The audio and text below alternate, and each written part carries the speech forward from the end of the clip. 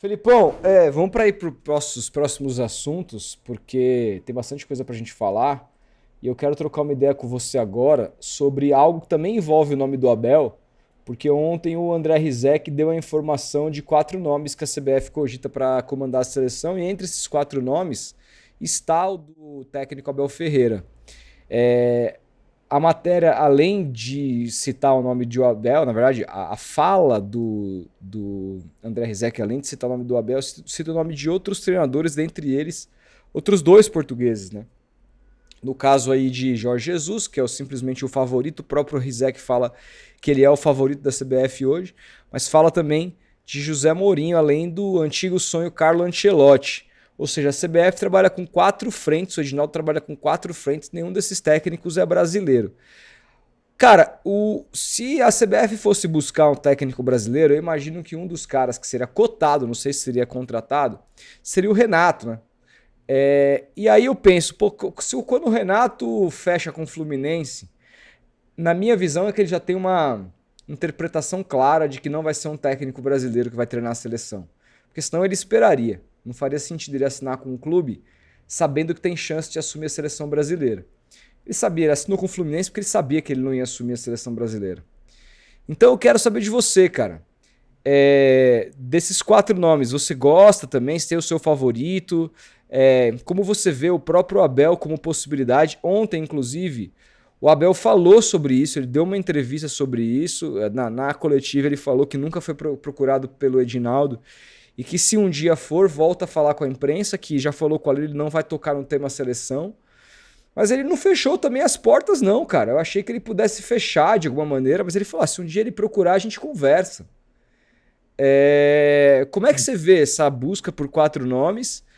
E o que você faria aqui se você tivesse o poder da caneta e do convencimento? Bom, primeiramente, jamais levaria o técnico do meu time para a seleção brasileira. E acho que o Abel não tem o perfil também ainda, cara. Mas de todos esses aí, o meu preferido eu já disse aqui, é o Jorge Jesus. É o Jorge Jesus. Para mim, é um técnico superior ao Abel Ferreira, na minha opinião. É um técnico mais longevo na carreira, é um técnico que tem um estilo de jogo diferente do Abel. E é um cara que, como disse o Flavinho no nosso podcast, ele foi meio que um marco, né? Na história recente do futebol brasileiro. O que ele fez no Flamengo foi meio que o ponto zero, assim, para depois a gente seguir. Depois veio o próprio Abel e foi até mais vitorioso que o Jorge Jesus, porque o Jorge Jesus saiu ali na metade de 2020. Mas assim, eu acho que o ideal, na minha opinião, a gente tem que trabalhar com realidade, cara.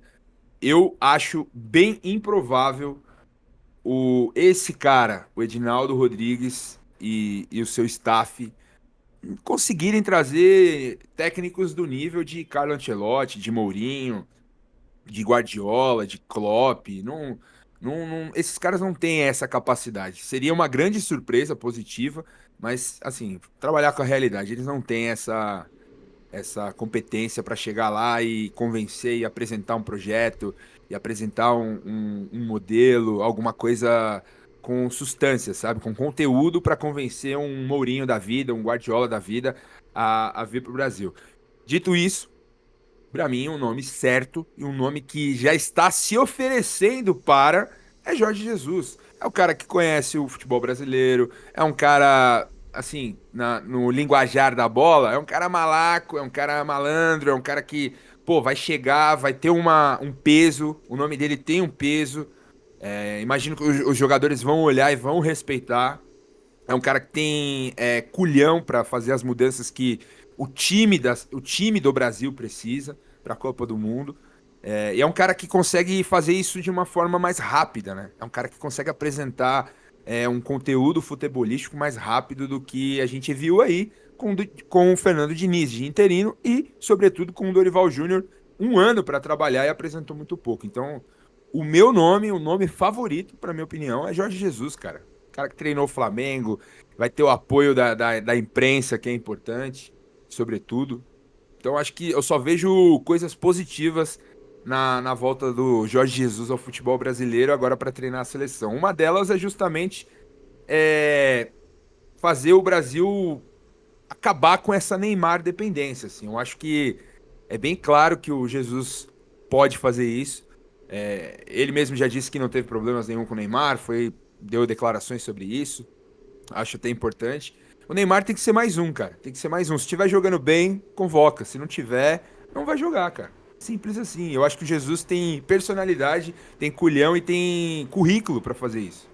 E transformar a seleção brasileira num time que jogue bem sem o Neymar. Acho que essa é a grande.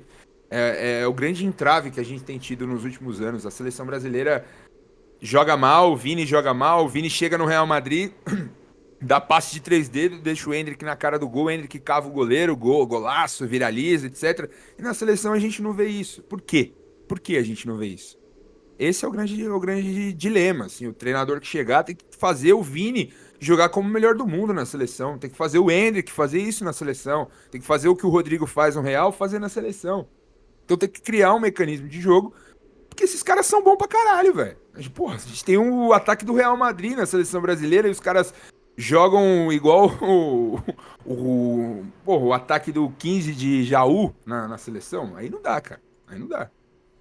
Cara, eu tô com você. Eu acho que o Jorge Jesus, desses nomes todos, é o que mais me agrada também. Porque, assim, o Carlo Ancelotti, óbvio que é muito mais treinador do que o Jorge Jesus. Mas, cara, o cara já negou a seleção no passado. E aí negou pra voltar pro Real Madrid. Mas falar, nossa, é o Real Madrid. Bicho, o cara treina o Real Madrid lá de trás, já treinou o Real Madrid a vida inteira. Tipo, sabe assim, era um plano diferente. Você treinar uma seleção, você pegar um ciclo, uma camisa amarela que é tão pesada quanto a do Real Madrid, você dizer, não, cara, chega, vou treinar, vou fazer um ciclo pela seleção, obrigado Real Madrid, tô saindo daqui por cima, mas foi oferecer um aninho a mais de contrato ali, tchau e benção e tudo mais, e vocês que se fodam. Então, assim, feriu um pouquinho o orgulho, sabe? Eu nem trocaria ideia de novo, O José Mourinho eu sempre quis. Mas o José Mourinho, eu sempre quis pela personalidade, pela skin do cara, né? Eu adoro a figura do José Mourinho, etc. Mas há muito tempo o José Mourinho não é o José Mourinho que a gente conhece. E se o Jorge Jesus não tem uma carreira que chega aos pés do José Mourinho, pelo menos no jeito de enxergar futebol, sempre foi um cara que combina mais com o estilo que a gente gosta de ver na seleção do que o Zé Mourinho. Então, e tem também a personalidade e aquele carisma do Mourinho, né? Aquele carisma ali e tudo mais. Você viu Então, o que o Mourinho fez aí recentemente, velho? Não. Acho que era Fenerbahçe e Galatasaray, se não foi isso a galera me corrige. Mas ele foi e deu um apertão no nariz do técnico do Galatasaray, o cara se jogou no chão, assim, ficou pôr a mão no rosto, assim, e aí a câmera pega ele... Dá um... Cara, na hora eu já imaginei o Manny, man. Muito foda, ele é essa figura, só que aí que eu tá. amo o Mourinho. Eu também, cara, só que assim, o Jorge Jesus me parece aqui o cara que traz todas as ferramentas, o carisma, a personalidade e o campo no sentido de não de ser melhor que os outros, mas de conhecer o futebol brasileiro e saber como que a gente quer jogar, saber o que fazer pra chegar lá, sabe? E o Abel, assim, pensar no Abel na seleção, com todo respeito, é uma loucura. É uma loucura, assim.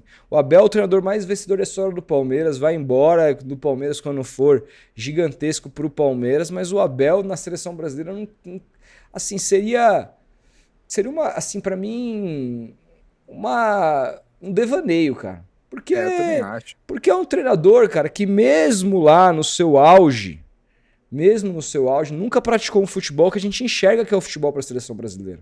Nunca. Mesmo os melhores times que eram legais, que eram bons, que eram diretos, que eram competitivos, a não ser que a gente queira um futebol da seleção de 2010. Futebol, não é isso. Eu acho que a seleção... Futebol de transição, e assim, cara, rápido. Na seleção, o Tite, mesma coisa, sempre entregou muitas vitórias e muitos pontos e muita competitividade. Mas, cara, foi o momento que a gente mais se descolou da seleção. Porque não era, que o Abel entregaria isso. Não, mas não era o futebol que nos agradava. A gente tinha jogo da seleção do Tite. A gente falava, nossa, um evento, vamos ver a seleção do Tite jogar. Não era, ganhava e a gente falava assim, não fez mais do que obrigação. Então, seleção assim, do Tite jogou bem em alguns jogou momentos, bem, cara. mano, mas Jogou, não brilhava os olhos. Ninguém jogou um parava pra ver. Cara, eu lembro um 3-0 na Argentina em 2016 ou 17, Um no jogo... Mineirão, que, porra, Neymar, Coutinho, Gabriel Jesus, os caras barbarizaram em cima da Argentina Eu com lembro que Messi, com ele saiu Agüero, correndo, Di escorregou lá. Maria. Puta, a seleção jogava muito, velho. Então, Paulinho, Renato mas, Augusto, cara, era um time legal, mas cara. você entende que não era ver um jogo do Tite, não era falar, caralho, vamos ver a seleção jogar, porque hoje vai. De vez em quando jogava bem, tudo bem. Mas não era um negócio que, tipo assim, você tinha, criava expectativa. Não criava, cara. Não Cara, criava. mas você não acha que, assim, falando taticamente por cima, analisando o time da seleção brasileira, as peças que a gente tem, você não acha que daria pra fazer um time de transição com meio campo forte, meio campo preenchido, que consiga roubar bolas e ganhar rebotes e acionar rápido o ataque? Que Cara, tem Vini, que tem Endrick, que tem Rodrigo, que pode ter Neymar, não sabemos a qualidade física que ele vai demonstrar esse ano. Mas você tem jogadores Mas do meio de Felipe, campo que são fortes, que são que o Felipe, eu acho que o Dorival não soube explorar muito bem a quando característica. que a seleção jogou com transição pela última vez? Cara, eu vi o Renato Rodrigues da TNT falando e o Bruno Formiga discutindo, eles analisando todos os times, exceto o de 58, talvez, e 62, mas até o de 70, eles falando que o time era muito rápido em acionar o ataque, Mas assim. o que eu quero dizer, mas eu quero Muita gente acha dizer, que o Brasil era um time de toque de não, eu tô bola, time de perguntando, passar o pé em cima da bola, mas e tô não é. perguntando o modelo de jogo. Porque 94, o time era duas linhas de quatro ali que a galera reclamava, mas era um time do Parreira que tinha muita posse. Tinha muita posse. O time de 70 tinha muita posse de bola. O gol, que é o gol icônico, que é aquele gol do Carlos Roberto Torres lá, o Carlos Roberto Torres no passe do Pelé, Capita. Capita, é um gol de toque de bola pra caralho. 2 minutos de toque de bola e Mas cacete. a Copa não foi só A aquilo, Copa velho. de 82, a mesma coisa. Mas eu tô falando de modelo de jogo. Claro que, cara, como você disse do Palmeiras. O Palmeiras não cruzou Uhum. sua bola na área, mas fez o gol Sim. de bola. Então, assim, transição, qualquer jogo vai ter. O Guardiola, que é o cara que faz 90% de posse de bola, vai ter um momento no jogo que ele vai ter um contra-ataque, pô. Assim. Entendeu? Eu tô querendo dizer o que você quer fazer com o jogo. Quem que foi o treinador que chegou um treinador e falou assim, vamos jogar aqui reativamente? O Tite não fez isso. O Tite não fez isso. O Tite quis O mandar Dunga em todo fez. tempo. Se você... O único que eu me lembro que tenha feito isso foi o Dunga em 2010. E foi uma seleção que Acho que foi a talvez foi última a que a gente última. competiu. Exatamente. Só que é o seguinte, o Abel faria isso? Eu duvido. Também acho que O não. Jorge Tanto Jesus que o Abel tá tentando mudar o O Palmeiras. Jorge Jesus faria isso? Eu duvido. As pessoas se um treinador, seja ele quem for, o Mourinho, se ele chegasse e fizesse isso, seria massacrado. Seria massacrado. Cara, assim, existe Eu acho um erro. Eu acho um erro também, porque eu vejo beleza nesse tipo de jogo de Eu transição, também. quando você tem jogadores de Caralho. velocidade, etc e tal. Mas, cara, é um bagulho que, pra seleção, para o que ela representa, o que ela é, dela querer ser protagonista, e se entende no mundo do futebol que o protagonismo é você ter a bola. O que é um erro também. Então, que é um erro, mas é a visão. É a visão. Com essa visão aí, impossível, cara, você ver um técnico fazendo isso. É impossível, porque se o cara faz isso, ele vai precisar ganhar todo o jogo. Porque quando ele perder, ele vai ser cobrado e vão falar que o time dele jogou com um time pequeno. Então, cara, é muito difícil, assim. E nesse contexto, para a seleção voltar a ser a seleção que manda nos jogos, que pega a Croácia e não fica na roda no meio de campo da Croácia, porque tem um jogador a menos no meio de campo, porque o técnico é burro, entendeu? Esse tipo de coisa a gente só vai aceitar quando vencer, cara. Então, assim, eu acho que o Jorge Jesus combina todos esses elementos. Ele sabe fazer transição. Quantas vezes a gente viu o Flamengo baixando linha e saindo no contra-ataque espertamente? Na Libertadores, os gols contra o River Plate tem um gol no final que é puro contra-ataque. Puro contra-ataque. Pula. O gol do. Eu acho que é o gol do Gabriel. São os dois gols Primeiro, do Gabriel. o gol do empate. O gol do empate é o Bruno Henrique que puxa pela esquerda, o Arrascaeta entra e cruza, mas eu acho que sai de um contra-ataque. Aí tem um gol que é ligação direta. O Lucas Prato perde a bola, o Arrascaeta toma, toca no Bruno Transição. Henrique. E o segundo Arrascaeta. gol é o quê? Ligação direta. É um chutão do Diego e a falha bizonha do Pinola. Ligação direta. Entendeu? Então, assim, cara. Que era fim de jogo já também. Fim de jogo. Mas o meu ponto é um cara que vai saber utilizar esses caras, tirar o melhor desses caras. É um cara que eu acho que assim, é um cara egocêntrico, vai querer ganhar, mas ele sabe que se, mano, não ganhar, ele vai para voltar para Portugal e ninguém vai encher o saco dele. É diferente. Então ele vai ter menos medo de errar, mano. O Tite, o técnico brasileiro, com o advento da internet aí, tudo que esse cara faz, ainda mais depois do 7-1, cara, que ficou uma peste em cima do Filipão, vem um medo muito grande junto com esses caras, velho, de errar, mano, de fazer uma merda e se fuder. O Tite não mexe no time em 2 Copas do Mundo, precisando mexer, porque teve medo de errar, não teve culhão. E tirou o Vini Não ainda. teve culhão. Então, cara, o ponto pra mim, principal, é você ter alguém que não tenha medo de errar. Ou como diria o Luxemburgo, o medo de vencer tira a vontade de ganhar, cara. E às vezes você precisa ter peito. Medo de perder. O medo de perder. Às vezes você precisa ter peito. O Jorge Jesus eu acho que tem peito. Também E eu acho que tem ferramentas, tem repertório. E ele tem peito, inclusive, sabe pra quê? Pra se o Neymar estiver jogando futebol nota 6,5, ele chegar na última... ele chegar na última convocação e não convocar o Neymar. Ele tem peito de fazer igual o Filipão fez com o Romário. Qual outro técnico tem peito de fazer isso? Nenhum. Nenhum, cara. Nenhum. Então, assim, pra mim é indiscutível que esse cara tem que ser o nome. Abel Ferreira, desculpa, é uma loucura pensar em Abel Ferreira. É técnico de clube, é técnico, inclusive, assim, eu tenho as minhas dúvidas do que vai ser o futuro da carreira dele no alto escalão do futebol. Porque aqui a gente também vive terra de ninguém, entendeu? O cara ganhou 2 Libertadores, ganhou 2 brasileiros, ganhou Copa do Brasil, ganhou 3 paulistas, Supercopa, Recopa, ganhou tudo. Só não ganhou o Mundial. E chegou perto. Não ganhou tudo isso. E não veio o Arsenal, não veio a Inter de Milão, não veio o Milan, não veio o Manchester United. Você tava falando agora aí do Tite aí, que a seleção 3-0 na Argentina. Não veio um Arsenal, que era o sonho do Tite. Não veio nenhum Porto, cara. Não veio um Porto pro Tite não ter que aprender idioma. Não veio, cara. Não chegou. O Tite tá aí, cara. Tá parado. Aí, parado. Tá lá no Rio Grande do Sul tomando chimarrão com a Exatamente. família dele. Então, assim, bicho. Milhões e milhões. Então, assim, bicho, é isso aí. Mas, pô, o Jorge Jesus. Jorge Jesus também, a Europa não olhou, fez o que fez no Flamengo. Foi pro Benfica. Ele volta pro Benfica e muito mais pela história que ele tem no Benfica do que por qualquer outra coisa. E foi mal. Mas o Jorge Jesus, ele é um cara que reúne todas as características que faz com que ele nos entregue aquilo que a gente precisa. E quando a gente olha para técnicos de seleção, não são mais alto escalão. Os últimos 2 técnicos campeões do mundo são Deschamps e o Lionel Scaloni, que são 2 técnicos que não têm história nenhuma em clubes, cara. Então, assim, bicho... A gente supervaloriza muito o cargo de técnico de seleção. Pra isso, cara, o Jorge Jesus, pra mim, tá bonitinho. Tá mais do que ok. E eu tô aguardando ansiosamente o anúncio do JJ, um Mister voltando ao Brasil. Agora todos nós poderemos amar o Mister. Aquele cabelinho do Roberto Carlos, assim. Olê, Mister. Isso aí, cara.